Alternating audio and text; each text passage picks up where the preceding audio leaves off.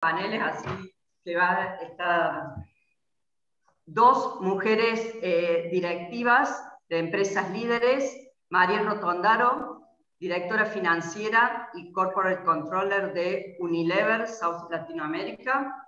Ella lidera un equipo de 80 personas dispuestos en los 9 países bajo su equipo. Inició su carrera profesional como auditora externa en PricewaterhouseCoopers a los 18 años de edad. También tuvo un paso por Bedford, ocupando los roles de gerenta de tesorería y auditoría corporativa.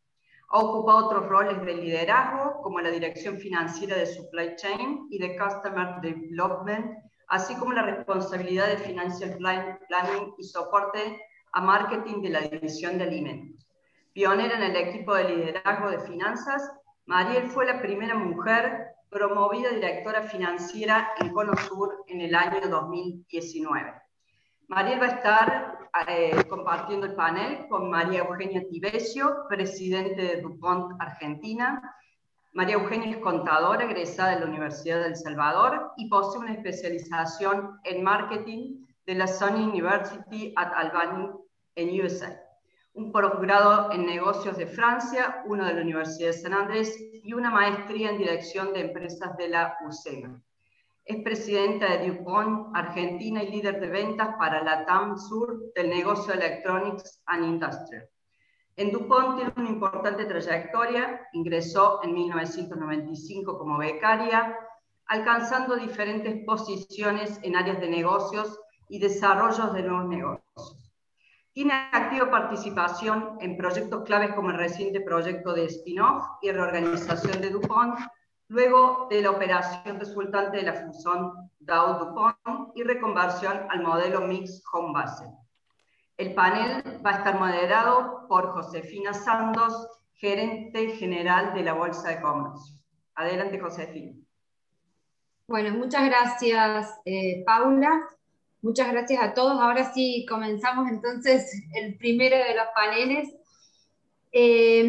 Hablamos bastante con las dos la semana pasada un poco acerca de hacia dónde queríamos dirigir esta charla o qué nos interesaba destacar o rescatar para darle el mensaje a todos los que están participando en el día de hoy. Y nos pareció que podía ser una buena alternativa armar más bien un diálogo lo más distendido posible y lo más natural posible, para que todas aquellas que estén interesadas puedan acercarnos sus preguntas y podamos nutrirnos de la experiencia tanto de Mariel como de Eugenia, y que por ahí nos vayan contando testimonios con los que uno pueda sentirse en parte como identificada. Seguramente dos mujeres líderes como ustedes se han topado más de una vez con ciertas dificultades o situaciones por las que han atravesado muchas de las que están aquí presentes, así que me quedo con un par de palabras que mencionaban en la charla de teléfono que tenía que ver con inspirar o con generar en otras esa idea de avance y de fuerza, así que ojalá logremos transmitir algo de todo lo que ustedes fueron adquiriendo como experiencia. Voy a empezar, Mariel, si te parece, con vos, con una pregunta bien general. Quiero que nos cuentes, por favor, acerca de lo que fue el desarrollo de tu carrera profesional a lo largo del tiempo, que nos cuentes cómo llegaste a ser directora de finanzas de una empresa como Unilever, y si pudieras destacar dentro de toda tu carrera 2 o 3 grandes hitos que la marcaron. Bueno, gracias, Josefina. Gracias a Manuel por la invitación a participar en este evento. Y bueno, en relación a hitos en la carrera, la verdad que marcaría como el primer hito, un poco lo dijeron en la descripción, comencé a trabajar siendo muy joven, a los 18 años, al mismo tiempo que empezaba con la carrera profesional, y fui mamá muy joven también, con 22 años recién cumplidos, todavía en etapa de formación, ¿no? Sin haberme recibido. Por aquel entonces yo trabajaba en un estudio contable, en Pricewaterhouse, con mucha demanda laboral, con lo cual yo ya tenía determinado y ya había comunicado también a quien era en ese momento el socio de recursos humanos, que después de mis 9 meses de licencia por maternidad, lo más probable fuera que renunciara para privilegiar justamente el cuidado de mi hija, Florencia, y el hecho de recibirme, ¿no? De concluir mi carrera profesional. Con lo cual, en cierta forma, era la decisión de bajarme, ¿no? de un tren para subirme a otro que tal vez no conocía. Bueno, la realidad fue que al mes de haber tenido a Flor, me llamaron por teléfono para ofrecerme un part-time, algo inédito. Price no tenía part-times. Con lo cual fui a charlar con el socio de recursos humanos, y durante la charla él me puso como condición que tenía que volver a trabajar a los 3 meses. A eso yo le respondí que no me hiciera decidir entre el trabajo y mi maternidad, que no quería interrumpir la lactancia y que realmente quería ambas cosas. Quería poder llevar adelante mi vida profesional y también quería poder llevar adelante mi vida nueva, ¿no? Como mamá. La realidad de eso fue que, bueno, me fui obviamente de la reunión sin saber qué era lo que iba a pasar, y enseguida, unos días más tarde, me llamaron para decirme que efectivamente me iban a esperar los 6 meses que yo pedía para reincorporarme. Y de esto saco varias conclusiones que puede que sirvan, ¿no? Uno es que cuando uno tiene claro lo que quiere, es más fácil conseguirlo. Hay una parte que es la claridad que uno tiene de lo que va a pedir. Y saber qué pierde o qué gana, ¿no? Pero tomar esa decisión y plantarse. El otro tema es que se puede, porque yo, en definitiva, logré organizar mi vida de manera tal que, retrasando un poquito mis estudios, o sea, haciendo menos materias, pero a los 24 años de edad me recibí, o sea que tampoco fue mucho más, pude sostener no salirme del mercado laboral, que también era toda una incertidumbre cómo iba a ser esa cuestión de reinserción a posteriori. Y también sentirme que no estaba haciendo un abandono, digamos, de mi nueva vida maternal. Con lo cual, ese fue realmente un hito importante en lo que después siguió sucediendo en mi carrera. Otro fue cuando decidí, después de haber tenido a mi segundo hijo, casi tenía 2 años, cambiar de compañía. Y ahí lo que se me planteaba era, yo ya tenía el título de contadora pública, pero bueno, lo que estaba haciendo, que era muy interesante, no llenaba las expectativas que yo tenía de desarrollo de carrera, ¿no? Hoy le diríamos que no coincidía con mi propósito. Entonces, lo que me planteé fue que lo que tenía para perder era mucho, porque yo tenía un beneficio grande, obviamente, de poder ir a buscar a mis hijos todos los días a la salida del colegio y demás. Y bueno, a eso le puse un objetivo, ¿no? El objetivo en ese momento que yo me planteé fue, tengo que duplicar el salario que me pagaría Price por 8 horas de trabajo, para que realmente sea un beneficio económico que mi familia pueda sentir. Y ahí entra todo un tema, ¿no? Que es la economía del hogar. Bueno, la conclusión fue que inicié una búsqueda laboral, etcétera. A los 6 meses me hacen una propuesta que entraba por auditoría corporativa. Obviamente auditoría corporativa habitualmente tiene muchos viajes, con lo cual me pedían que 40% de mi viaje fuera 40% de mi tiempo laboral fuera viajando. Otra vez una disyuntiva, ¿no? Y otra vez el plantarse en que esas condiciones no eran las que yo podía adoptar, y fui muy clara. Recuerdo que el vicepresidente de Finanzas era un norteamericano, y bueno, y le dije que realmente lo pensaran ellos bien, porque por ahí estaban reclutando una persona que no era la adecuada. Yo iba a perder un buen trabajo y ellos iban a estar malgastando una oportunidad laboral.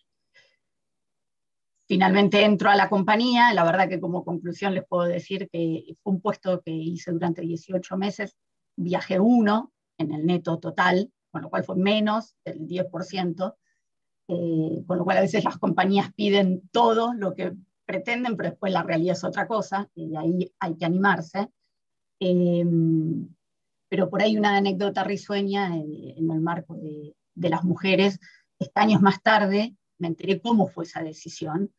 Yo era la mejor candidata que tenían, pero había todo un debate de si justamente siendo mujer valía la pena para un rol de esas características y con proyección a futuro y rotación dentro de la compañía, tomarme. Y finalmente digamos, el assessment que ellos terminaron concluyendo fue que si a tan temprana edad yo quería hacer un cambio laboral teniendo ya 2 hijos, entonces no iba a tener más hijos. Así que así fue mi segundo hito como paso de carrera. A los 18 meses cambio de posición, me ofrecen la tesorería.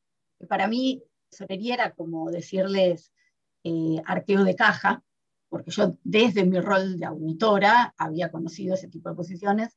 Bueno, fue un mundo nuevo, una experiencia riquísima, colmó y superó mis expectativas, pero viene la compra, 1 año y medio más tarde, de Unilever a Best Food, con lo cual ese fue otro gran hito en mi carrera. Y en ese hito lo que quería por ahí remarcar es cómo uno hace cuando vive estas situaciones, que son situaciones realmente muy estresantes dentro de las compañías compradas, como para enfocarse, intentar enfocar a los equipos, porque yo ya lideraba un equipo importante, hacer lo mejor que uno sabe hacer, intentando lograr la continuidad laboral en esa empresa que es adquirida. Bueno, ¿qué pasó finalmente? La caja siempre es el primer lugar que se toma, con lo cual quien estaba a cargo y era responsable de la tesorería de Unilever tomó la tesorería de ambas compañías, pero a mí me dieron la posibilidad y me ofrecieron el puesto por el que en realidad yo quise salirme de una compañía, una firma tan grande de auditoría como es Price, a una empresa, ¿no? Que es justamente el más cercano a negocios, todo lo que tiene que ver con forecasting, presupuestos y demás. Con lo cual acá un poco lo que quería resaltar es cómo de ciertas amenazas pueden salir oportunidades que incluso sean disparadores de potencialidades mucho más ricas, ¿no? Así que en este sentido, Josefina, por ahí, para esta primera pregunta que hiciste, si bien puede haber algunas otras cosas, estos son los hitos que yo considero más importantes y donde esa posición que arranqué en Unilever como presupuestos básicamente, después fue creciendo en todo lo que era la división de alimentos, a muchas posiciones de soporte, convirtiéndome en referente en el directorio y haciendo que finalmente yo fuera promovida como la primera mujer directora dentro de Unilever, ¿no? Con Osur. Entonces, bueno, un poco contarles eso y ojalá sirva para inspirar a animarnos y a que también tenemos que poner nosotros, son negociaciones, tenemos que poner nosotros nuestra posición sobre la mesa. Sin duda, y ahora más adelante vamos a tratar algunos de los temas que abriste, porque seguramente hay mucho para sacar de varios. Quiero pasar a Eugenia para que pueda tener también estos minutos de contarnos un poco tu trayectoria. Eugenia, vos empezaste también, como empezamos mucho, siendo becaria, en una empresa como DuPont. Bueno, contanos cómo llegaste a ser presidenta, nada más y nada menos. Bueno, en primer lugar quiero aprovechar estos minutos para agradecer nuevamente, digamos, a la Bolsa, a Manuela, bueno, también a los hombres y a los caballeros que se suman también en este espacio, que creo que a veces es muy importante que nos acompañen y escuchen también los testimonios de nuestros, al menos la experiencia, la mucha experiencia, la humilde experiencia que nosotros también podemos compartir. Y a todo el equipo de la Bolsa y a Gabriela, que siempre nos promueve a poder contar nuestras experiencias. La realidad es que es cierto, bueno, yo nací en Chivilcoy, provincia de Buenos Aires, llegué a los 18 del interior de la provincia de Buenos Aires, llegué a los 18 años a Buenos Aires estudiando mi primer carrera, la carrera de contador público, y promediando la carrera el cuarto año, apliqué a una pasantía de la bolsa de trabajo de la USAL, que tenía un convenio con DuPont. Me fui a la entrevista, era una entrevista grupal. En ese momento era para una pasantía de créditos en el área de LAICRA, contadora, créditos, pasantía, cerraba. Bueno, voy, me presento, fue una entrevista grupal, nos hicieron hacer determinados juegos, determinadas actividades, tuvimos unas entrevistas grupales en inglés, me voy a casa, quedaré, no quedaré, no sé qué pasará. A las 2 semanas me llama la selectora de personal y me dice, mira, dice, no quedaste para la pasantía de créditos, pero porque nosotros creemos en DuPont que vos tenés un perfil distinto, que vos tenés un perfil más comercial, más de marketing.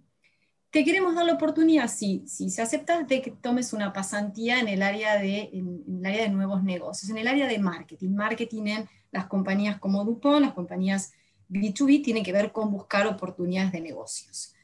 Bueno, acepté, que para mí fue un desafío, el primer desafío, porque yo tenía que, trabajaba en la empresa, volvía a mi casa y estudiaba los impuestos, y tenía que rendir los impuestos, quería recibir de la carrera de contadora. Y ahí empecé a trabajar, y mi primer trabajo fue buscar oportunidades de negocios de cianuro de sodio en minería.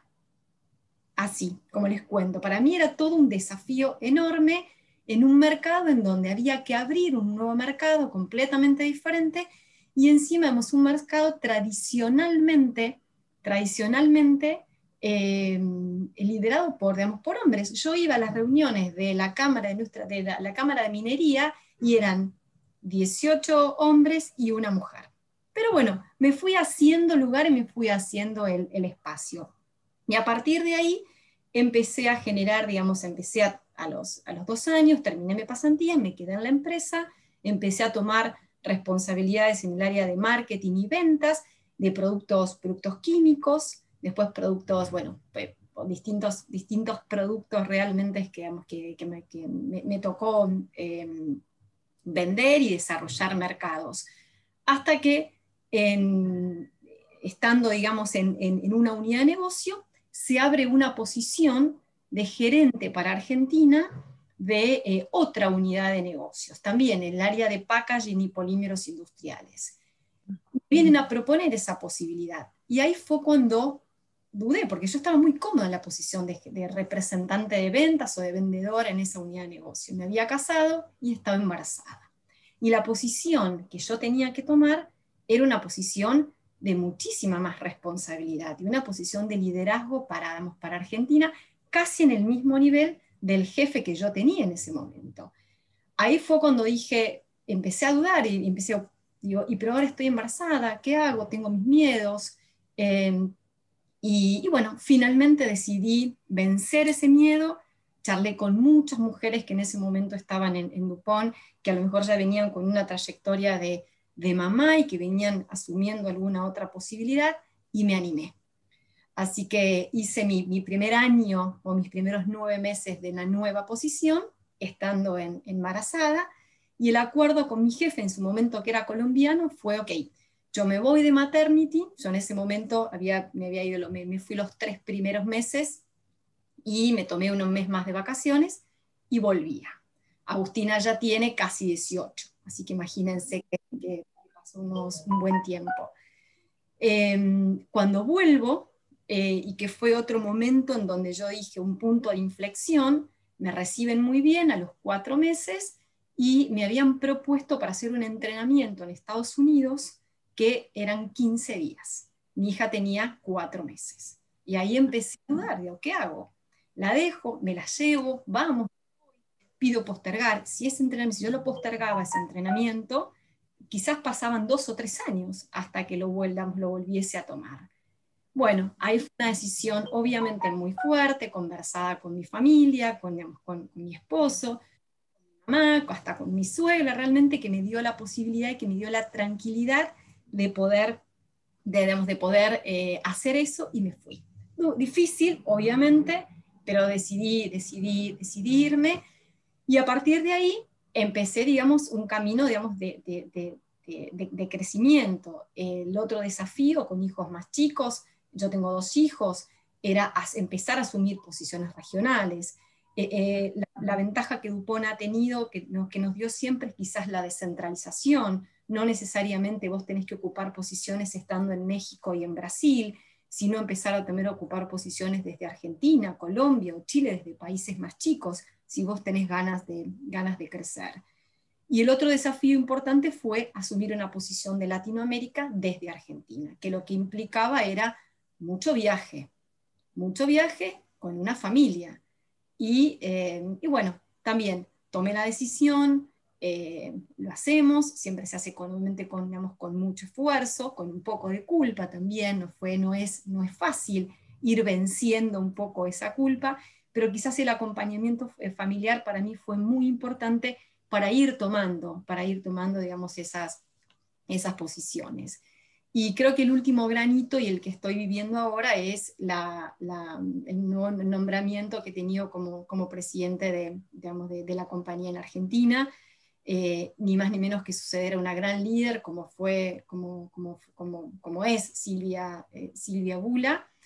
Y también en el momento del comunicado, en el momento de preguntarme si realmente yo quería asumir esa posición, porque también estaba tranquila, porque una vez está en su zona de confort, y está tranquila, trabaja bien, y no quiere más, y de golpe te sacan de esa zona de confort, te desafían un poquito más, y vos tenés que tomar la decisión si querés ir un poco más arriba o no.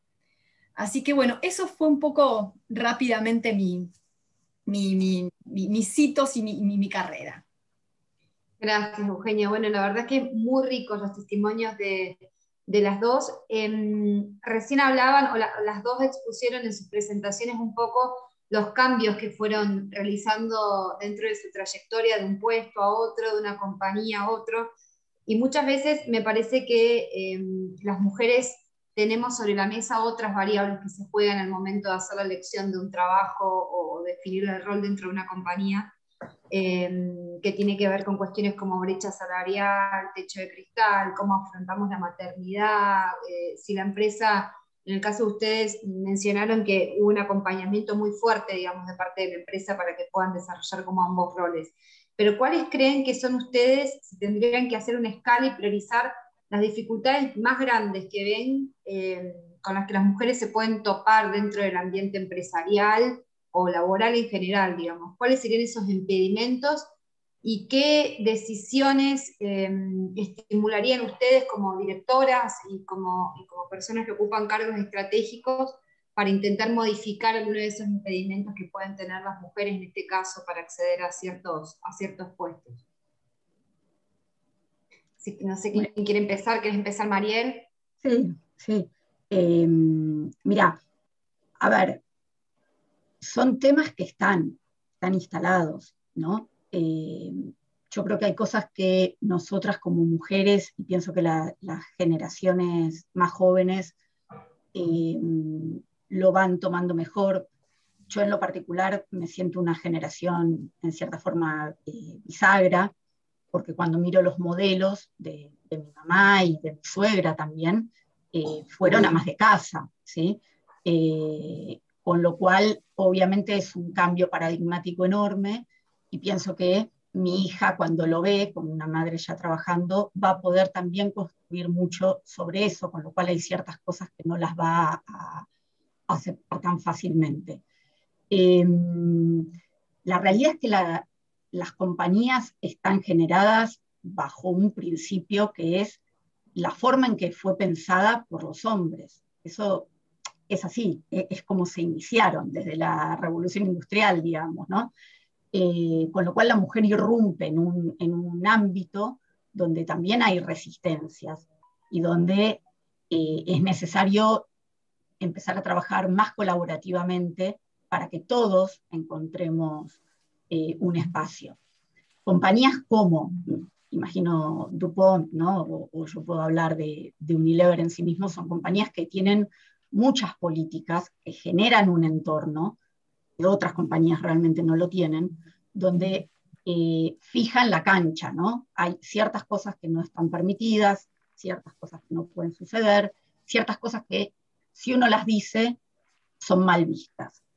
Pero yo el punto que quiero hacer en ese sentido es que una cosa es lo formal y el encuadre, y otra cosa es lo que pasa internamente en la persona.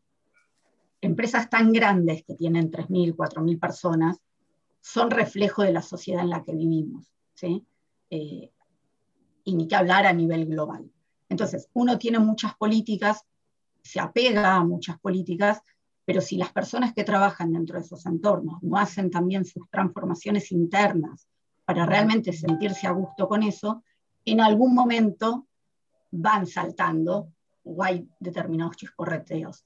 Yo fui directora financiera mujer, digamos, durante muchos años sola, ¿sí?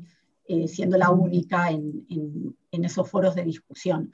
Y la verdad que, si bien hay políticas, y yo puedo dar fe donde en términos salariales no hay un tema de género, todos estamos como, ¿viste? Hay escalas, hay estudios que se hacen externos para ver qué tan bien o mal estamos pagos, y cuánto hay que incrementar, o sea, hay mucho control sobre ese tema. He estado en discusiones donde se ha dicho, para poder cerrar el budget, bueno, saquémosle algún punto de incremento a la mujer para dárselo al hombre, porque el hombre es sostén del hogar, la esposa no trabaja, y la realidad es que nadie sabía si esa mujer era sostén del hogar, si el esposo trabajaba, si tenía un problema, y en definitiva, el valor del trabajo era exactamente el mismo, ¿sí? Y a uno no le pagan por quien tenga al lado, sino que le pagan por el trabajo que realiza.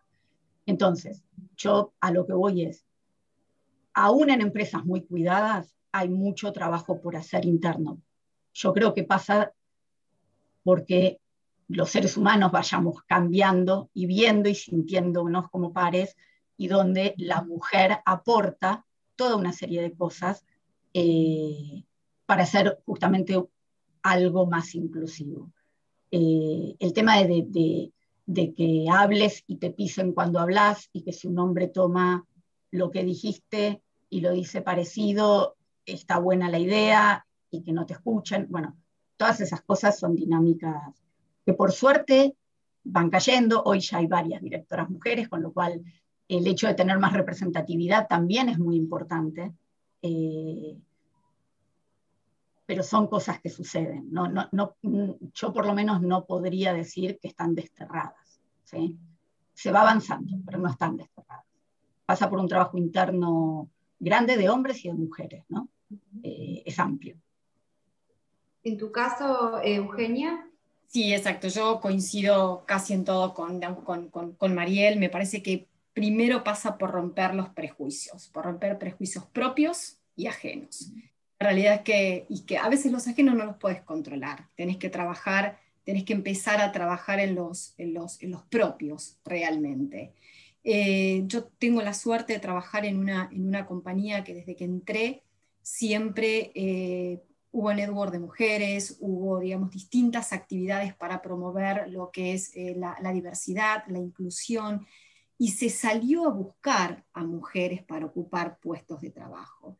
Que realmente eso siempre fue muy importante, por eso quizás vengo con una cultura arraigada en ese sentido.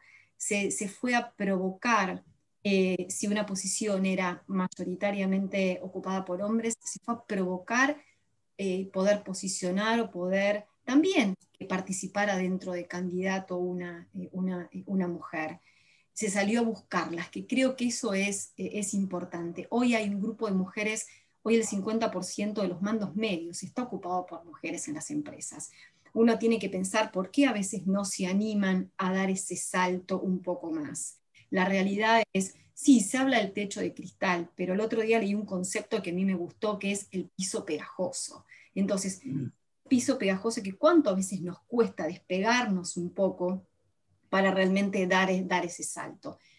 A veces solas no los podemos hacer, necesitamos la compañía, y es donde me parece que las empresas tienen que cumplir un rol importante en generar acciones, generar propuestas, generar distintos tipos de alternativas para buscarlas, para salir, para darle visibilidad. Hoy también escuchamos que dicen, no hay mujeres, no se postulan, no las veo, no están. Sí, están realmente. Me parece que ese es el rol que nosotros a veces tenemos que empezar a cumplir al respecto. Los sesgos están, tenemos estructuras ancestrales y mentales muy fuertes. De hecho, de la generación de Mariel y conmigo hemos tenido que romper a veces muchas estructuras realmente al respecto, y se ha podido hacer y se viene haciendo, y todavía nos queda mucho. Y esto a mí me hace pensar en que hay acciones concretas. La compañía toma acciones concretas. ¿Sí? Por ejemplo, la compañía siempre promovió puestos, como les contaba recién, mujeres en determinados puestos. Con determinados cupos, por ahí el cupo, y ahora que siempre es tan controvertido, realmente a veces los cupos, cuando se imponen, no están tan buenos, pero si el cupo sale a provocar, si el cupo sale a romper un statu quo, sale a hacer un shake, a sacudir lo natural, está bueno que eso exista porque dan otras posibilidades. Eso puede ser una acción realmente, que las empresas tengan políticas para promover a mujeres en determinadas posiciones. También podemos pensar en políticas cuando contratamos proveedores, que esos proveedores tengan criterios también, por ejemplo, de criterios de inclusión, de género, de diversidad. Me parece que sí se pueden pensar en distintas acciones que hacen que se despegue, que se animen, que vayan un poco por más. Estamos ahí, de nuevo, hay estructuras sociales, estructuras ancestrales muy arraigadas, pero me parece que hay que seguir rompiendo y trabajando sobre eso. Hay un libro muy conocido, seguramente lo deben haber visto, que es Why Women Mean Business, en donde habla un poco la experiencia de las empresas internacionales y cómo se ve que en empresas como las que trabajan ustedes, imagino también se da el caso de que ya hay un montón de brechas que se vienen reduciendo por lo que significa la productividad de la mujer, no tanto por una cuestión de género, como decís vos recién, Eugenia, el cupo a veces puede llegar a ser necesario o no, es algo discutible, pero acá se habla de empresas, digamos, en donde salen a buscar capital femenino justamente por esas otras capacidades distintas y haciendo foco en un aumento de la productividad de la empresa. Si uno toma ese contexto de lo que está pasando afuera, me gustaría tener su impresión acerca de cómo ven el escenario argentino, cómo ven las empresas nacionales, cómo ven que está tratando este tema en relación a la experiencia que tienen ustedes, que es de empresas internacionales, o como las que mencionaba que estaban en este tipo de libros. ¿Cómo está hoy por hoy una empresa argentina posicionada en este tipo de políticas? Ya. No, anda, sin problema. No, yo lo que quería compartir, que creo que las empresas argentinas están dando cada vez pasos más sólidos, realmente, están animándose a dar pasos más sólidos. Si bien es cierto que quizás las empresas internacionales, por ahí estamos un poquito más avanzadas en ese sentido, me parece que las empresas argentinas vienen dando dando pasos bastante buenos al respecto. Yo voy a contar una cosa personal. Yo pertenezco a la comisión directiva de Fundación Gutenberg, que es la escuela gráfica por excelencia del país, que pertenezco porque mi negocio realmente tiene que ver con la industria de impresión y del envase. Y hace 1 año y medio la comisión directiva estaba formada por 100% hombres. Hoy la comisión directiva está formada por 40% de mujeres. Y me parece que es un gran avance en ese sentido, que se vayan dando espacios. Acá no se habló absolutamente nada de cupos, acá simplemente se fue a buscar mujeres que podían colaborar y mujeres de la industria para darle visibilidad y para que ayuden realmente. Estamos hablando, de nuevo, de empresas, digamos, de industrias absolutamente muy tradicionales. Algunas quizás más tradicionales, más pesadas, por ahí cuesta un poquito más tomar esa decisión. En otras que a lo mejor son como la digital, digamos, las de tecnologías, las de ciencia, quizás son un poco más abiertas y la decisión pasa más rápido o se implementan políticas más rápidas. De nuevo, es un trabajo en conjunto, es un trabajo en equipo, no es un trabajo de las mujeres solas, es un trabajo de todos. Estamos medio ajustadas con el horario, pero me gustaría hacerles a las dos una última pregunta que tiene que ver con las personas que han figurado en su vida como mentores. ¿Quiénes han sido sus mentoras? ¿Por qué?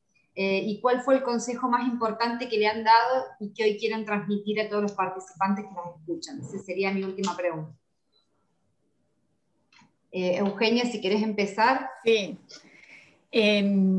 Bueno, ahí para mí es el rol de los mentores que yo tuve en mi carrera fueron realmente fundamentales. Los busqué y también me los propusieron. El rol de mentor para mí es alguien en el cual vos te reflejás muchas veces, y yo salí a buscar mentores donde tenían características distintas a las que yo tenía, porque yo veía mentores en los cuales yo necesitaba desarrollar algo que yo no tenía, pero que ese mentor o esa mentora tenía. Para mí fue fundamental, porque cuando vos buscas mentores también, los mentores muchas veces tienen la habilidad de ver de arriba muchas cosas que vos no ves, de estar en un canal un poquito más arriba y ayudarte a crecer y a desarrollarte. Yo busqué también mentores que me formaran en valores, no solamente en la parte técnica, que me formaran en valores. Nosotros siempre, desde que estoy dentro de DuPont es una compañía que nos forma en valores. Busqué mentores que me formaran también, no solamente en el área técnica, sino también en valores, y que me permitieran ver algo que yo no estaba viendo de mi carrera, y que me dio un empujón y que permitió, el mejor consejo que me dieron es luchar por tus sueños y no te limites. Creo que ese fue los mejores consejos que a mí los mentores me han dado. He tenido grandes mentores a lo largo de toda mi carrera, y creo que el común denominador es seguir, luchar por tus sueños, que creo que eso es lo más lindo, y fue por lo que luché y sigo luchando. Gracias, Eugenia. Bueno, María, en mi caso es un poco diferente. La verdad que no puedo identificar grandes mentores laborales. Si yo tuviera que decir, diría que mi padre, porque siempre me alentó justamente a que persiguiera lo que yo deseara hacer, y que me plantara en mis ideas, ¿sí? Que no me doblegara. Mi madre, porque fue quien más me apoyó, y en definitiva me habilitó a seguir con la carrera profesional, ayudándome mucho con mis hijos. Creo que en el fondo, y viéndolo a la distancia, tal vez eran otras épocas, hoy estamos mucho mejor que en su época. Posiblemente a ella le hubiese gustado hacer un camino de estas características, por ahí no en empresas, en otro tipo de cosas, pero creo que le hubiese gustado mucho. Y yo por ahí lo que sí encontré, tal vez no fueron mentores, pero fueron habilitadores. En algún momento en que se me puso un poco peludo en una evaluación de desempeño, me acuerdo, el hecho de que un jefe me dijera que yo era muy amiga de mis colaboradores, y yo la verdad no lograba entender qué era lo que me estaba diciendo, porque los trabajos siempre se cumplían en tiempo, en forma, y bueno, y no encontré tampoco del otro lado demasiada explicación.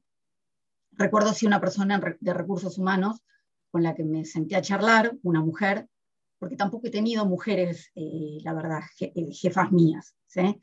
Cuando yo le planteé el tema, y le dije, mira, lo que estoy sintiendo es que me pidan que haga y que resuelva como él resolvería, o muchos de sus pares resolverían, y yo no resuelvo así. Yo soy mucho más de consensos. Bueno, la realidad es que su respuesta fue, Mariel, vos estás lista para liderar con tu estilo, no busques más nada.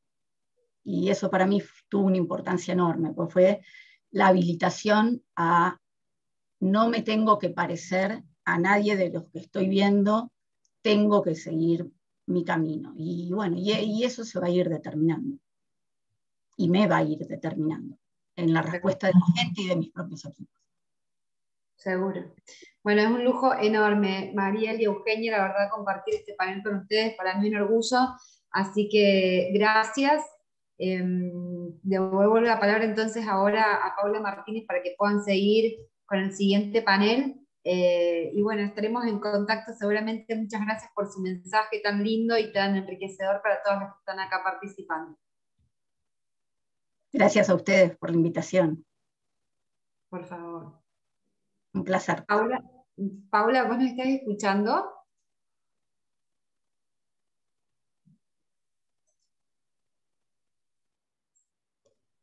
Ahora sí. Sí, ahí tenía deshabilitado el micrófono, perdón. Bueno, la verdad que muy inspirador, me pareció muy interesante las dos visiones y cuenten eso genera un... Perdón que si se escucha, estamos medio complicado acá la conexión. ¿Se escucha bien, José? Sí, ahora se escucha perfecto. Ah, bien. No, bueno, para cerrar y dar paso al siguiente panel, la verdad que quería hacer solamente un comentario de esto de la importancia que es escuchar la experiencia de las personas que han llegado, porque uno desde el otro lado, las que pueden estar las jóvenes, por ahí había una pregunta en el chat sobre el consejo para los jóvenes que dieron muy interesantes consejos, esto de que cada uno luchar por sus sueños y después tener su propio estilo. La verdad que me pareció muy atinada esa reflexión final, y es súper inspirador y es muy interesante justamente escuchar desde adentro lo que ha vivido cada una, para ver cada uno en su experiencia qué se puede tomar. Así que ahora vamos a ver el segundo panel, que va a estar Gabriela Terminelli, directora de BIMA, Bolsa y Mercados Argentinos. Ella es co-chair de Women Corporate Directors, una organización global que reúne a la élite de mujeres, directoras, CEOs y dueñas de compañía en 80 capítulos. Desde 1993 es directora de la consultora CADEC, Sociedad Anónima. Integró el Comité Ejecutivo de Voces Vitales Argentina, es miembro consultor de CIPEC e integra el Consejo Técnico de ONU Mujeres Argentinas. Inició su carrera corporativa en Bungiborn, donde trabajó durante 12 años. Se dedica al coaching ejecutivo de alta performance con perspectiva de género. Ella es magíster en Administración de Empresas, licenciada en Psicología, en posgrado en Psicología Cognitiva de la Universidad Favaloro. Y va a estar charlando y conversando con todo lo que nos tiene para comentar Gabriela Terminelli, Leticia Tolosa, que es vicepresidente de Petrini Valores, miembro del Consejo Directivo de la Bolsa de Comercio de Córdoba. Adelante, Leticia, te escucho. Muchas gracias, Paula, por darnos este espacio. Gracias, Manuel, por permitirnos hacer este evento de mujeres. Y un poco me parece que en este segundo panel, Gabriela, deberíamos pasar del diagnóstico a la acción, ¿no? O sea, todo este diagnóstico que hicieron Mariel y María Eugenia, desde ya muy importante, muy realista, muy común en distintos ámbitos de las empresas, pero bueno, las estadísticas lamentablemente siguen diciendo que si bien hay una mejora y una evolución en estos últimos tiempos, todavía la participación de mujeres en directorios de empresa es como muy bajo. Y si bien se habla mucho de un tema muy polémico, que es el tema de los cupos, yo no sé si el tema de forzar cupos termina siendo como una cosa a favor o una cosa en contra, porque en muchas situaciones por ahí se ocupan lugares por una cuestión de número y no por una cuestión de capacidad. Y lo que hemos visto en las disertantes anteriores es que ellas lograron su posición mucho por capacidad, por formación, y también por ambición de querer cubrir esos lugares, y no porque tenían que ocuparlo por el hecho de ser mujeres. Entonces, se habla del cupo, se habla también que a veces no se llega a esas instancias de ocupar porque falta ambición de las mujeres. ¿Cuál es tu percepción en función a qué se puede hacer para que realmente se incremente ese número, pero que los lugares sean ocupados básicamente por capacidad de las personas, que estimamos que hay muchas mujeres muy capaces y que a veces no logran esos lugares? Bueno, ¿qué tal? Buen día. Muchas gracias por este espacio y felicitaciones a la Bolsa porque están abriendo un espacio para mujeres. La Bolsa es un lugar espectacular para abrir la perspectiva de negocios, de la realidad del país en que vivimos. La Bolsa es un lugar para estar, para participar, así que felicitaciones.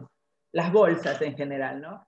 Con respecto a lo que decís, Leticia, mira, yo tuve la oportunidad de viajar mucho, porque al liderar organizaciones globales como Voces Vitales durante 10 años y ahora WCD, Women Corporate Directors, se amplió mucho mi visión de las cosas. Entonces, para mí, contraponer cupo con mérito es un error, porque es como profundizar el problema. Lo que tenemos que hacer es hacer cosas, porque la verdad es que si bien el tema está en agenda, porque se habla todo el tiempo de esto, los números van involucionando todo el tiempo. Vos fíjate, la cantidad de mujeres que hay en los mandos medios, que es casi el 50%, y cuando vamos a CEOs, a nivel mundial estamos en un 4%. Cuando se cae una CEO, baja la estadística. Es tan ridículo el número, cuando tenemos un 60% de mujeres que salen con los mejores promedios de las universidades y las maestrías. No se entiende por qué del mando medio a CEOs, y ni hablar de directorios, que estamos en un 8 y 10%, no están. Pero escuchábamos a Mariel y escuchábamos a Eugenia especialmente, cuando decía, DuPont siempre tuvo una política muy clara de dar oportunidades. Cuando había que reclutar gente, siempre había mujeres. Salimos a buscarlas. Para mí lo que tenemos que entender es que salimos a buscarlas y le dimos espacios. Porque la verdad que son espacios, especialmente de directorios, y Manuel, que está ahí atendiendo mucho, está siguiendo el evento, son lugares de poder. Son lugares de poder. Entonces, tiene que haber cierta convocatoria a las mujeres, y hoy en día vemos que fondos como BlackRock, vemos a Goldman Sachs poniéndose muy firmes en el tema, ojo, no vamos a invertir en empresas con directorios que sean con una única mirada, una única perspectiva. ¿Por qué? Porque la homogeneidad en este sentido es muy difícil que traiga innovación. Y si hoy no vemos la innovación como un tema clave, no vamos a crecer como empresa. Entonces, es un tema de negocios, no solamente la diversidad de género. Tenemos que tener sentados a la mesa gente muy experta en cybersecurity, tenemos que tener gente muy experta en sustentabilidad, gente más joven que vea tendencias que la gente por ahí más grande no vemos. Entonces, la diversidad es un must, es algo que debe estar en las mesas de decisión. Y la diversidad de género, yo he cambiado mucho también mi opinión respecto del cupo. Quizás también, Leticia, hace muchos años coincidía con vos, y escuché muchas mujeres que dicen, y escucho, si yo llegué, cualquier mujer puede llegar. Lo que creo es que esa persona que dice eso todavía está en su burbuja. Lo único que ve es su realidad. Quizás ha estado en una empresa durante muchos años y no ha salido de la empresa, entonces es lo único que ve. Cuando vos empezás a compartir, a intercambiar con otras mujeres, ves que esta no es la realidad de todo el mundo. Y yo no puedo ver el mundo como me va a mí. Si quiero comprometerme con algo, tengo que ampliar mi mirada de lo que estoy haciendo. A mí me impresionó mucho, a partir de mi vicepresidencia en Voces Vitales, tuve la oportunidad de viajar, y fue en un viaje a Sudáfrica que compartí con 100 líderes de todo el mundo, cada una llevaba una causa, y yo llevé promoción de mujeres en directorio. Cuando llegué el primer día en la mesa, había mujeres de África, de India, de toda Europa, cuyas causas eran tráfico de órganos, eran tráfico de personas, HIV, desnutrición infantil. Cuando me tocó a mí pasar a explicar por qué estaba ahí, era un congreso de líderes, por qué me habían elegido y yo llevé mi causa, tiene que haber más mujeres en las mesas de decisión. La verdad que cuando volví a la mesa y me enfrenté a todas estas mujeres que llevaban estas causas tan importantes, me sentí mal, porque les dije, prácticamente pedí disculpas por llevar, y lo que me dijeron fue algo que para mí fue un punto de inflexión. Si hubiese más diversidad de miradas, más mujeres sentadas en las grandes corporaciones, seguramente habría más presupuesto para todas nuestras causas. Y eso a mí me hizo seguir luchando por esto. Es un compromiso que lo asumo más allá de todo lo que hago, más allá de Vima, pero, por ejemplo, en Vima, mi rol, yo no vengo del mercado bursátil, pero hay expertos, hay 10 personas que me acompañan que son del mercado bursátil. ¿Qué aportaría yo si tuviese la misma mirada que ellos? Pero de pronto yo llevo a la mesa cosas que en Vima no, creo que no hubiesen pasado. Por ejemplo, la firma del compromiso de ONU Mujeres Ganar para diagnosticar cómo estamos en temas de género, temas de sustentabilidad. Vima también está haciendo muchas cosas como el panel de gobierno corporativo, donde se listan empresas voluntariamente, pero uno de los requisitos es que haya diversidad de género en el directorio. Entonces, para listarse en ese panel, tienen las empresas que modificar, y hubo algunas que modificaron en sus asambleas la composición del directorio para poder aplicar. Entonces, a veces forzar un poco la situación es bueno. Hubo dos cosas que me marcaron mucho. Una conversación que tuve en New York con la representante de ONU Mujeres allá, que me dijo, Gabriela, el cupo es un acelerador de un proceso cultural que llevaría años. Se hablan de 100 años, otros hablan de 200, hay un montón de estudios, pero es solamente un acelerador. Entonces veámoslo así, porque si esperamos que la cultura cambie, o que todo el mundo, o que todas las empresas sean como DuPont o como Unilever, sabemos que estas empresas bajan línea de sus casas matrices, porque son globales, son monstruos. No van a llegar a todas las empresas si no hacemos algo. Incluso, por ejemplo, se pueden hacer algo más allá del cupo. España, por ejemplo, la CNB española, recomendó fuertemente a las empresas cotizantes que tengan diversidad de género en su directorio. Y en 5 años, solamente recomendando, pasaron de 17 a un 27% de participación de mujeres en directorio. Entonces, simplemente una recomendación de la CNB, del controlador. Muchas gracias, Gabriela, por tu respuesta y tu cambio de mirada, porque hay veces que ese tema del cupo es muy polémico y no se toma en todos los lados, digamos, o en el ambiente público, o en el ambiente privado, o en el ambiente de los políticos, digamos, como de igual manera. Y muchas veces se descalifica a las mujeres que llegan por cupo porque se las considera que, bueno, no les correspondería estar por capacidad, ¿no? Entonces, es como una cosa que tenemos que contar. Te cuento una anécdota. Hace unos años estuve en un desayuno muy íntimo de la Cámara Americana con Madeleine Albright, que fue la secretaria de Estado de los Estados Unidos, fundadora de Vital Voice y Voces Vitales con Hillary Clinton en el año 98. Entonces, como yo era vicepresidenta del capítulo argentino, me invitaron. Y le pregunté a Madeleine Albright qué piensa de los cupos.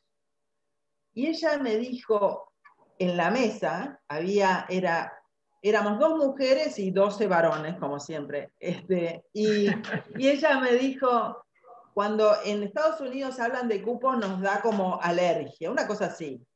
Bueno, quedó ahí, y cuando me estaba yendo, ella estaba parada al lado del ascensor, yo la fui a saludar y me agarró del brazo y me dijo, Gabriela, te voy a decir algo entre nosotras, porque no lo puedo decir en la mesa. Nadie mide la mediocridad de todas las personas en la mesa. ¿Por qué nosotras tenemos que ser medidas con una lupa diferente? Cuando una mujer estándar llega a los mismos lugares que llegan los hombres estándar, ahí vamos a encontrar igualdad de género, equidad de género. Porque a nosotros se nos piden muchas más calificaciones, simplemente porque nos consideran minoría cuando somos más de la mitad de la población del planeta. Y eso es algo ridículo. O sea, hay minorías, pero nosotros no somos minorías, somos la mitad de la población del planeta. Entonces, todo esto hace a los mandatos, a los estereotipos. Recién hablabas también de la ambición, ¿no? ¿Sabes qué creo? Yo hago mucho coaching a mujeres ejecutivas. En general vienen cuando ya están en esas posiciones. A mí me gusta que vengan antes, pero no se logra, porque cuando tenés toda la hoja en blanco, es mucho más fácil trabajar que cuando ya tenés un montón de responsabilidades y demás, ¿no? Pero la ambición no es algo que nazca con nosotros, no viene con el genotipo. La ambición se construye. ¿Cuánta gente que vos veías de pronto a los 20 años que no era tan ambiciosa, de pronto la encontrás 10 años después y explotó? ¿Qué pasó con esa persona? Se le fueron dando oportunidades. Encontró de pronto un mentor, o se le abrieron una puerta, la convocaron a que, como decía Eugenia, yo creo que los testimonios de Mariel y Eugenia recién dieron un montón de puntos clave para la carrera. Ahora, si quieren, cuando terminamos, les doy los 4 o 5 hitos que para mí para la que tiene la hoja en blanco, son geniales, que los uso mucho en coaching para chicas, porque vi ahí una pregunta que decía, ¿qué hacer las chicas más jóvenes, ¿no? Para construir una carrera estratégicamente inteligente. Eso, estratégicamente inteligente. En un momento donde hay espacio, por suerte, para las mujeres. A nosotros, las que ya pasamos los 50, se nos hizo un poco más difícil, porque no era tan habitual encontrarlos.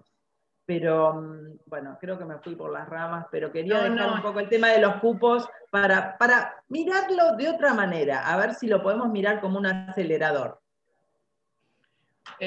Gracias, Gabriela. Vamos a dejar ese tema de inspirar a los jóvenes como para cierre, pero antes te quería preguntar, mencionaste en 2 o 3 oportunidades en respuesta a esta primera pregunta que participás en muchas organizaciones internacionales y que te sentás en mesas con mujeres del mundo. ¿Qué aporta para una mujer tener todas esas miradas globales? Porque en realidad, hoy en día en la sociedad existen temas que son globales y que necesitan como soluciones globales. Entonces, ¿qué es lo rico de participar en esas organizaciones y qué es lo que uno se trae para poder generar un impacto a nivel local de esas participaciones internacionales? Bueno, es clave participar en estas organizaciones. Y la que puede participar con un compromiso fuerte, más allá de ir de vez en cuando al evento, es muy importante. No solamente a nivel internacional, que te abre una mirada, por ejemplo, cada viaje que hacemos para los congresos de WCD, encontramos mujeres de 50 años que han hecho por ahí, o 55, o 60, que han hecho una carrera corporativa brillante y hoy están en 3 o 4 directorios de empresas que no tienen que ver con sus rubros. De pronto, el último viaje que hice fue a Silicon Valley, en un congreso de WCD, donde había mujeres del sector financiero que habían hecho todas sus carreras en bancos, corporaciones financieras importantísimas, y estaban de pronto en una startup de Silicon Valley de tecnología, sentadas en ese directorio, aportando todo lo que ellas habían aprendido en eso. Entonces, ¿por qué cortar una carrera cuando tenés tanto potencial sabemos que la extensión de la vida productiva, y más en nuestro país, donde las jubilaciones no van a ser lo que nos vaya a sostener cuando terminemos de nuestra vida corporativa. Si no hacemos muy buenos ahorros, vamos a tener que seguir siendo productivas. Y vos ves a varones en directorios con 60, 70 años que están continuando su vida productiva. No ves a mujeres. ¿Por qué? ¿Por qué no pueden aportar todo eso que acumularon de experiencia en el exterior? Cuando vos salís, ves a mujeres. Por eso es que digo, hay que salir a ver, y si no podés viajar, bueno, hoy el Zoom te permite escuchar miradas y ver tendencias mundiales sin necesidad de viajar, pero sí comprometerse y salir de la burbuja que hablábamos recién. Es peligroso estar siempre hablando con las mismas personas, porque no vas a obtener nada nuevo. Es muy difícil crecer cuando vos escuchás conversaciones, siempre las mismas conversaciones. A veces es incómodo escuchar otras cosas porque tenés que cambiar tu forma, tenés que cambiar tu forma de ver las cosas, pero es la única manera de crecer. Entonces, para mí es fundamental, y hay para todos los tipos. En Córdoba hay muchas redes de mujeres, muchísimas. Hay que estar, hay que participar, llevar proyectos, decir, bueno, buscar mentores dentro de la red. Bueno, yo recibo todo el tiempo, y cuando era vicepresidenta de Voces Vitales, cualquier cantidad de llamadas de chicas y siempre un cafecito, y ahora no tener miedo de eso, ¿no? De pedir de una charla con quien sea. Yo de muy chica era así. Yo me acuerdo, yo tuve a mi hija a los 22 años, igual que Mariel. Y de muy chica, de pronto, si tenía oportunidad de viajar, buscaba a alguien en el país que hiciera lo que hacía yo, y le pedía un café, o la invitaba a comer, y le llevaba un libro, ponele, del Teatro Colón, pero estoy hablando de personalidades que digo, bueno, yo me tiro lance, qué sé yo. Si me dice que no, bueno, me iré a pasear por Madrid, qué sé yo. Y si me dice que sí, y terminaba comiendo con esa persona, con mi libro del Colón, y la persona estaba feliz, y mi hija al lado viendo eso, ¿no?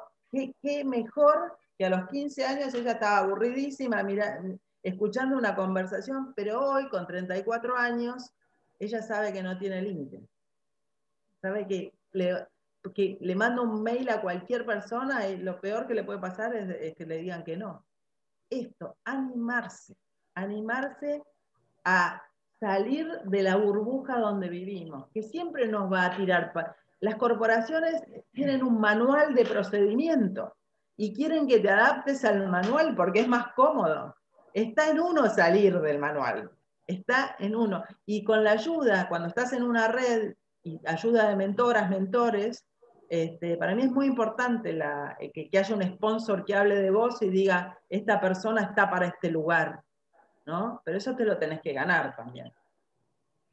Es muy cierto, Gabriela, siempre salir de la zona de confort genera muchos aprendizajes. Entonces, siempre hay que animarse a salir de esos, también lo decían las expositoras anteriores, que es como salir de la comodidad, ¿no? O sea, a veces está muy cómodo económicamente y laboralmente y en la casa, pero bueno, no creces si no salís o no rompes esos, y que a veces depende muy de uno.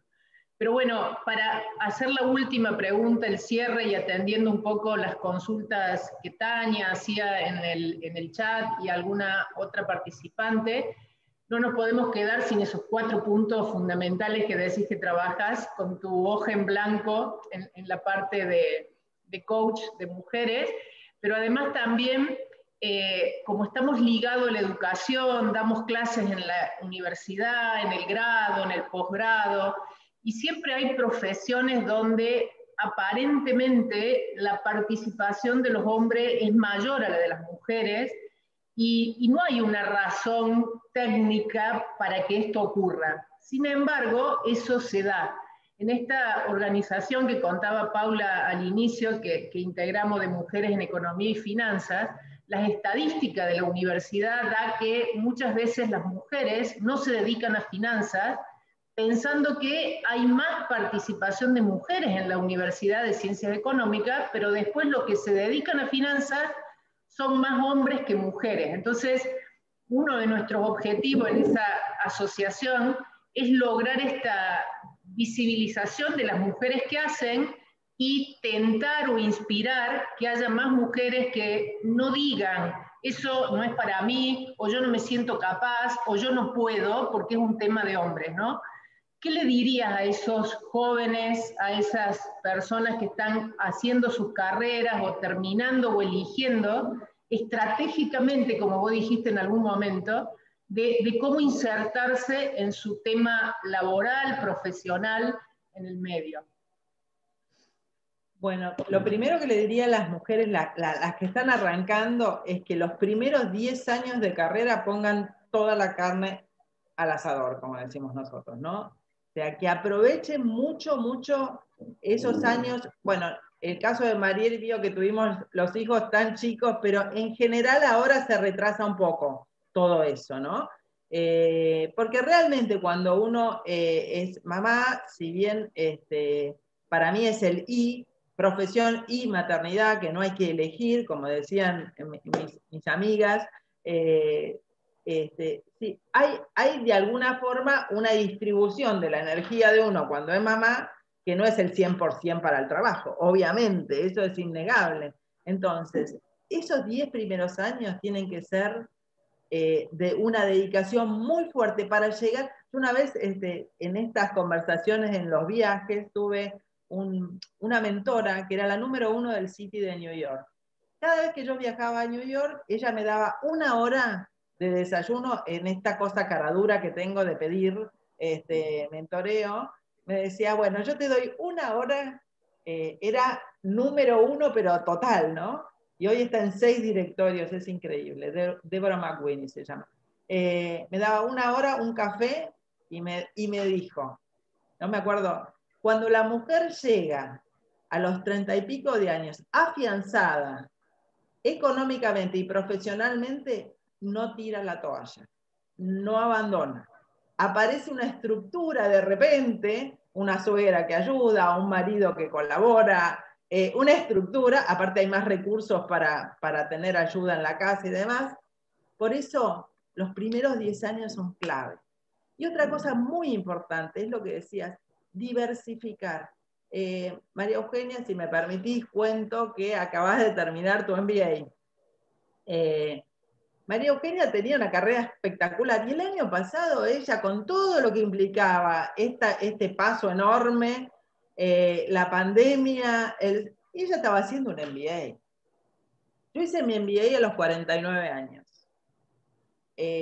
Cuando estaba cursando, había un montón de varones que tenían bebés de 2 y 3 meses. No había ninguna mujer que tuviese un bebé de 2 o 3 meses. Es muy difícil en ese momento. Entonces, primero poner toda esa energía en los primeros años donde tenés más libertad. Y diversificar la carrera. Un MBA sigue siendo hoy algo que te abre las posibilidades. Ahí ves el big picture. Si vos venís dentro de un área, las mujeres suelen hacer carreras, lo que se llama carrera silo, ¿no? Es como siempre orientada al mismo sector. El MBA te abre mucho. Yo he hablado, por ejemplo, con gente de Harvard, México, que estaban preocupados porque tenían muy pocas mujeres en su MBA. Entonces, y ahí la pregunta fue, ¿por qué no bajan los requisitos? En vez de pedir 8 o 9 años de experiencia, cuando la mujer está en sus 28, 29, 30 años, que coincide muchas veces con el inicio de la planificación familiar de los hijos. Entonces, ¿qué costaría, aunque sea para mujeres, bajar un poco esos requisitos y que puedan hacer su MBA antes? Cosa de realmente aprovechar esos años donde uno tiene más disponibilidad. O sea, hay que adaptar las cosas, porque está claro que quieras o no tener, o sea, para la que no quiere tener familia, hoy hay un montón de formas, ¿no? De diseñar la vida de uno, pero la mayoría de las mujeres en algún momento diversifican su energía, por eso es muy importante. Y otro punto, como hablábamos, estar en redes. Eugenia hablaba de que estuvo en la Cámara de Minería, hablaba ahora de otra fundación donde está, que incorporaron mujeres. Para mí fue muy importante Voces Vitales, CIPEC, ONU Mujeres, o sea, la cantidad de gente con la que yo me relaciono, de que tiene diferentes miradas, enriqueció mucho. WCD me pone Eugenia, Women Corporate Director. Ahí hay un montón de mujeres dispuestas a ayudarnos, participar en estas organizaciones es clave. Y el cuarto punto, que para mí es muy importante, elegir un nicho, me quedó mucho lo que dijo Eugenia de empecé a buscar nichos de negocio. Ponerse en la fila donde la fila cortita para dar saltos cualitativos. Si estás en una organización, agarrar proyectos que no quiere agarrar nadie, por ejemplo. Viste que hay cosas, bueno, hay que trabajar este tema, bueno, y todo el mundo se va a lo más convencional, a lo que... Bueno, agarrar algún tema, algún proyecto que esté ahí a la deriva y vos lo puedas liderar. El salto cualitativo que haces en temas de visibilidad, de liderazgo, de proyección de carrera es enorme cuando vos agarrás algún proyecto que nadie quiere agarrar. Por eso, ponerse en la fila cortita en vez de ponerse en la fila larga donde están todos. Esas son las 4 cosas que le diría a las mujeres más jóvenes y también a las otras. Y a los varones también, porque estos son consejos que sirven para cualquiera, pero bueno, estamos hablando con mujeres. Muchas gracias, Gabriela. Respetando un poco tus tiempos, sabemos que tenés otra actividad pronto, no queremos demorarte, pero ha sido muy enriquecedora tus consejos, tus experiencias, ¿no? Y bueno, y eso creemos que motiva e inspira a todas las mujeres que podemos seguir participando en diferentes ámbitos. Así que muchísimas gracias. Con esto cerramos este segundo panel. Le paso la palabra a Paula para que continúe con el evento. Muy, muy agradecido en nombre de la Bolsa y en nombre de todas estas mujeres que te estamos escuchando y disfrutamos de tus palabras. Gracias. Me quedo un ratito escuchando. Sí, con gusto.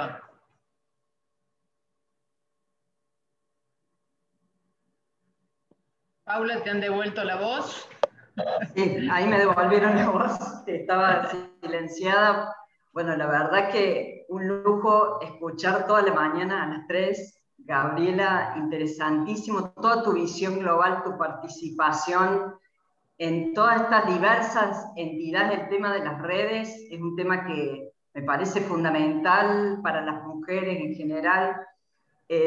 Yo participando del tema desde el lado periodístico, que también sigo mucho, es cuando me he metido en el tema de género, todas las personas emprendedoras, empresarias, de cualquier nivel, el tema redes lo mencionan y la cuestión de mostrar esas miradas es fundamental. Y Gabriela, muchísimas gracias por los consejos, porque los estaban pidiendo acá en el chat, y la verdad que siempre viene bien bajar a tierra un poco todo lo que uno por ahí ve en forma teórica, y la verdad que las experiencias son muy, muy enriquecedoras. Muchísimas gracias por el aporte, muchísimas gracias por participar a todos, y antes de que terminemos, vamos a hacer una breve presentación de un trabajo que hizo la gente del Instituto de Investigaciones Económicas de acá de la Bolsa de Córdoba. Manuela Rossi, que es investigadora, lo va a presentar. Justamente ellos investigaron el tema de las brechas de género en el mercado laboral durante la pandemia.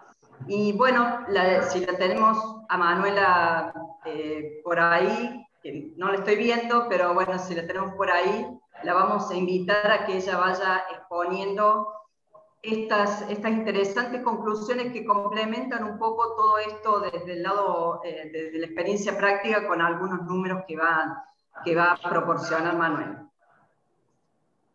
Bueno, hola, Yo soy Manuela Rossi, trabajo en el Instituto de Investigaciones Económicas, y bueno, antes que nada, muchas gracias por estos testimonios que proporcionaron todas, la verdad que muy inspiradores y muy importantes, la verdad. Pero bueno, arranco con el tema que nos queremos presentar, y es que desde el Instituto de Investigaciones Económicas hemos venido siguiendo cómo fue el impacto de la pandemia en el COVID-19 para la mujer, específicamente en el mercado laboral, y cómo esta pandemia influenció tristemente en las brechas de género. Para esto, en primer lugar, lo que vimos era cómo es la situación del mercado laboral para la mujer antes de la crisis en 2020 y cómo estas condiciones causaron un incremento en las brechas de género en el último año. En este contexto, dentro de los sectores más afectados, como fueron comercio, hoteles, restaurantes y transporte, se desempeñaba la mitad de los ocupados del país. Pero dentro de estos mismos sectores, trabajaban el 60% del total de las mujeres ocupadas antes de la pandemia, en comparación con un 40% de los hombres ocupados en estos sectores.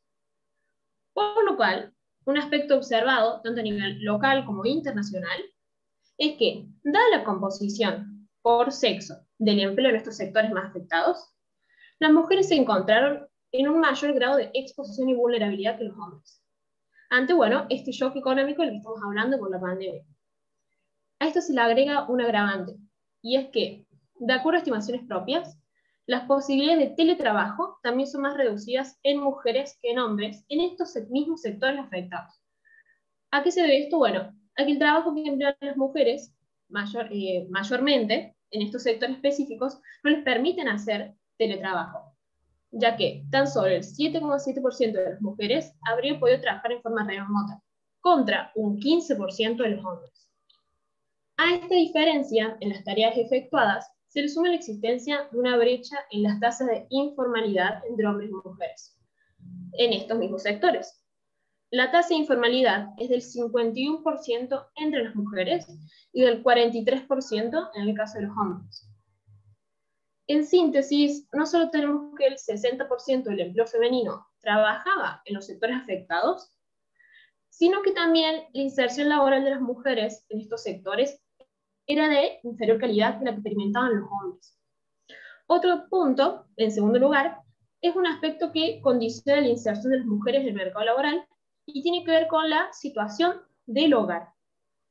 De acuerdo a un estudio, las mujeres menores a 45 años destinan más del doble del tiempo que los hombres en tareas no remuneradas. Entre las que se incluyen el cuidado de niños, la ayuda de niños en edad escolar y otras tareas que sabemos bien que son necesarias para el funcionamiento del hogar.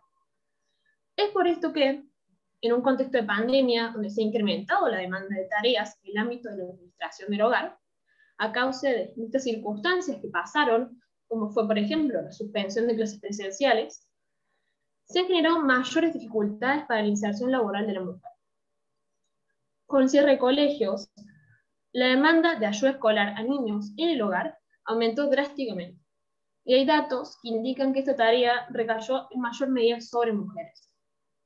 Esto adquiere mayor relevancia si se considera que cerca de la mitad del total de mujeres ocupadas tiene al menos un niño de hasta 12 años en el hogar, y que el 31%, casi una de cada 3 de esas mujeres, está a cargo de hogares monoparentales, con lo cual las dificultades para tener una buena inserción en el mercado laboral son aún mayores. Esto puede relacionarse con el hecho de que, en promedio, las mujeres realizan 10 horas menos de trabajo remunerado que los hombres. Un tercer punto es que, al evaluar cómo se vieron afectados los empleos de hombres y mujeres en 2020, la evidencia es bastante clara, según lo que estuvimos viendo. Según estimaciones propias, aún antes de la pandemia, siempre era mayor el porcentaje de mujeres empleadas que de hombres que dejan sus empleos, voluntaria o involuntariamente. Y siempre es mayor el porcentaje de mujeres que de hombres en edad escolar que consiguen empleos.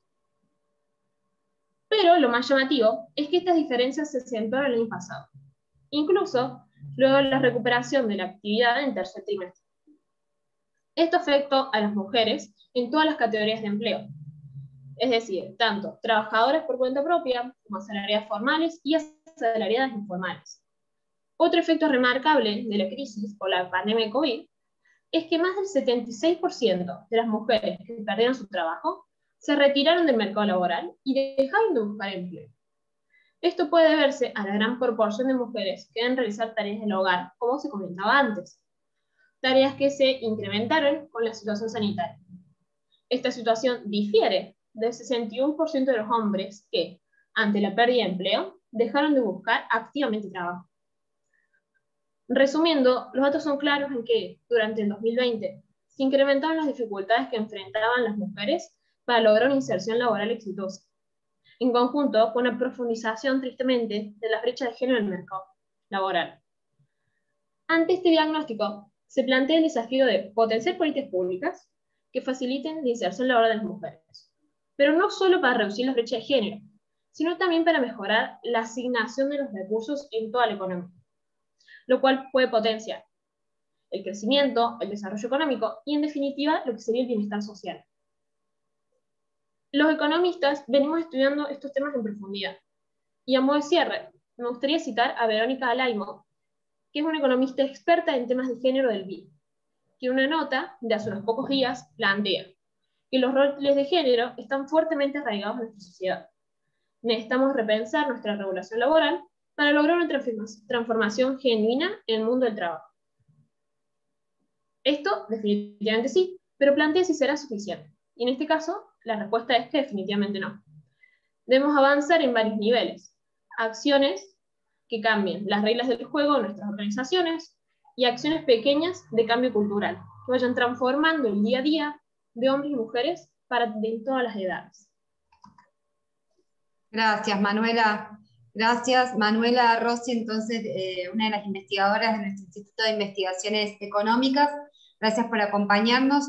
Se nos está pasando mucho el tiempo, así que quiero darle la palabra a Manuel Tagle, presidente de la Bolsa, que nos va a acompañar con unas palabras de despedida. Muchas gracias a todos por acompañarnos. Muchas gracias, Leticia, muchas gracias, Paula, y por supuesto a las tres disertantes de lujo que tuvimos en el día de hoy.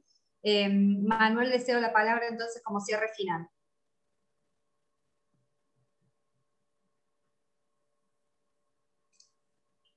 A ver, está muteado Manuel ahí, le estamos visitando ahora sí. Ahora sí, porque dependo de ustedes para que me desmuteen. Bueno, muchas gracias. Realmente ha sido sorprendente, aunque ya lo conocemos, a todo este proceso que se está viviendo.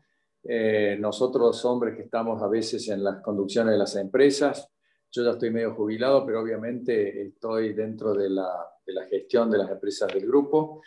Y tenemos un altísimo concepto de la capacidad, del rendimiento que tienen las mujeres en el trabajo en general en todos los ámbitos de las empresas. Y lo bueno es que tienen una gran habilidad para desenvolverse en diversas situaciones y cargos. Y lamentablemente creo que hay un prejuicio, un paradigma que hay que vencer, que es el hecho de que ustedes tienen más dificultades familiares para poder absorber responsabilidades quizás más importantes, lo cual eso ya me parece que está completamente aclarado, está completamente superado. En nuestro caso tenemos casi 40 y pico % de mujeres trabajando en nuestra dotación, lo cual significa que ustedes cumplen acabadamente con los objetivos y las cualidades que requieren las empresas, y cada vez eso va a ser mayor. Tienen una habilidad innata que las valoramos desde todo punto de vista, y me alegro mucho de haber participado en esta conferencia porque creo que es muy ilustrativa y muy reconfortante del rol que están cumpliendo en todos los aspectos ustedes como mujeres en la vida y en el mundo empresario y en la economía en su conjunto. Así que muchas gracias y les agradezco a María Eugenia, bueno, también a Gabriela y Mariel, que nos han acompañado, y también a Paula, que ha hecho de moderadoras, a Leticia y a Josefina. Realmente ha sido un evento singular y seguramente lo repetiremos más adelante. Y en la Bolsa vamos a tratar de comunicar esto a todos nuestros miembros de la Bolsa para que conozcan una síntesis de lo que se ha hablado hoy aquí, que creo que es muy interesante para todos. Muchas gracias a todos. Gracias.